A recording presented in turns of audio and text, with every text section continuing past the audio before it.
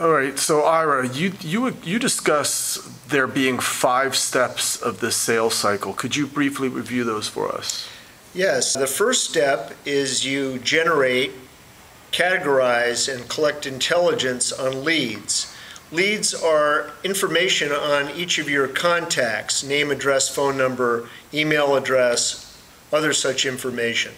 So you generate those leads, you capture that information, you categorize them into 3 levels, hot, warm, and cool, and then you ask intelligence questions such as what are you interested in, when do you need it, who are the decision makers, what's your budget, how are you doing it now, are you considering other options? You ask questions like that and you'll listen to their answers. The second step of the sales cycle is you're going to give a presentation or a demonstration.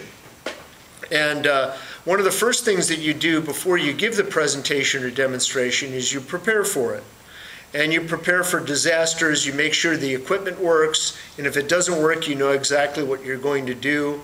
And then you also ask questions. Now, we've already asked questions in the first phase, so these questions would be clarifying questions that clarify your understanding of their answers when you originally collected it. So for example, if you said, what are you interested in before, and they told you, you could say something like, well, last time we spoke, you said you were interested in the product doing this. Is that still correct? So you ask clarifying questions. The other thing you prepare for is this, what I call the nasty little question.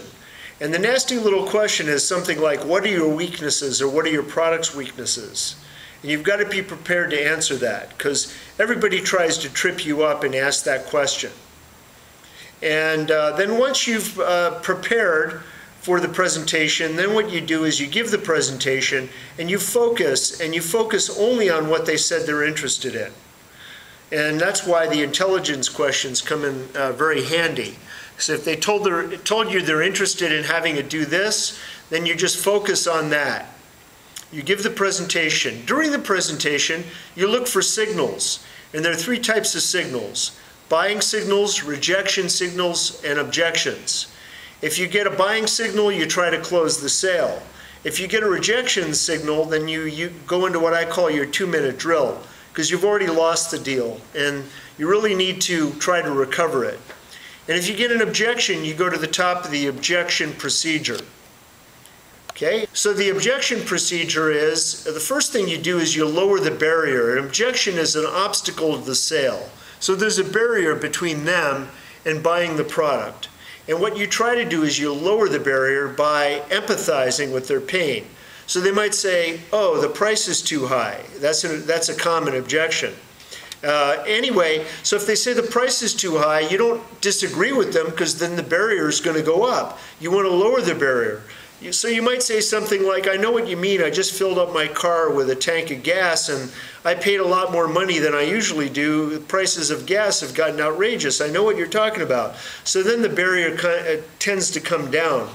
Say, however, let me explain to you that whatever you pay for our product, we're going to wind up saving you money and making you money. And so then you come in with your answer that's going to talk about that, which is the real issue. The issue is not the barrier going up or down. You want to lower that barrier, and then you want to come in with an answer. So after you lower the barrier, then you identify the real objection. And you might think the price is too high is a real objection. It really isn't. What does it mean? Does it mean that they're negotiating? Does it mean they're comparing it with a product that's not comparable? Does it mean they don't have the money, in which case you would come up with leasing options? So your answer is going to be dependent on breaking that objection down into what does it really mean. Okay? Then once you break it down into what it really means, you break it down in 2 other ways. And the first way is you break it into tangible, answerable components, which is usually time and money. And the other way you break it down is into bite-sized pieces. So, for example, if the computer is $1,200 more for a Macintosh versus an IBM PC, you would say that, well, the typical person keeps that computer for 3 years, and it's only $400 more per year, and then you break it down to a monthly fee, and then a weekly fee, and then a daily fee, and then an hourly fee, and now the difference in price becomes negligible. Then you talk about how the Macintosh, you have data that shows the Macintosh is going to save them time over the IBM PC. And you pull out that data, and then you go through the analysis, and then you show them how they're going to wind up actually making money by buying the Mac, even though it's more expensive. So you break it down, and then you answer the objection. And then after you answer the objection, you provide proof to support your answer, because they're not necessarily going to believe what you say unless you can prove it to them. So you have a sales notebook, and you have articles in there that provide the proof to back up what you're saying.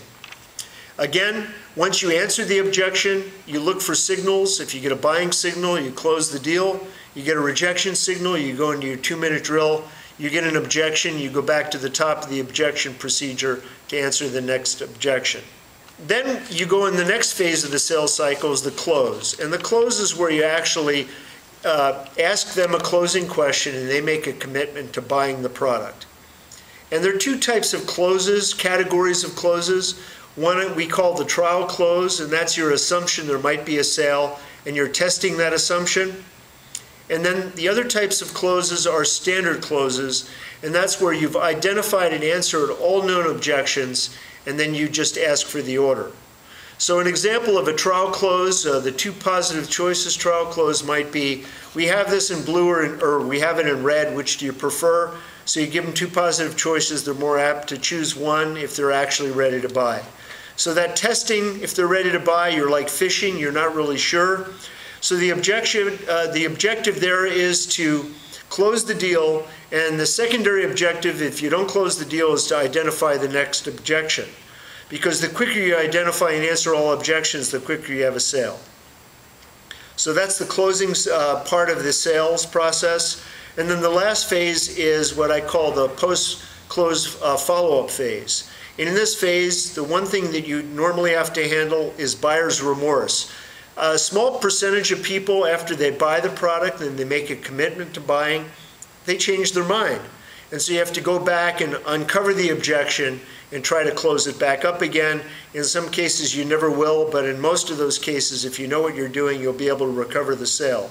The other main thing we do in the post-close follow-up phase is we make sure that the customer's really happy with the product. We want them to buy from you again, and we want them to refer their friends. So you do whatever you can to make them happy, and to also try to find out if they have any other people they know that might refer friends that might buy the product.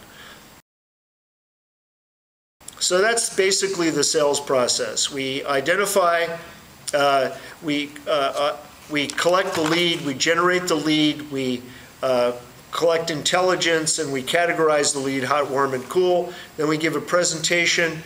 Then we identify and answer the objections, then we close the deal, and then we go in the post-close follow-up phase. Excellent. All right, thank you. Any other questions? No, that was a lot. Thank you very much. It was great.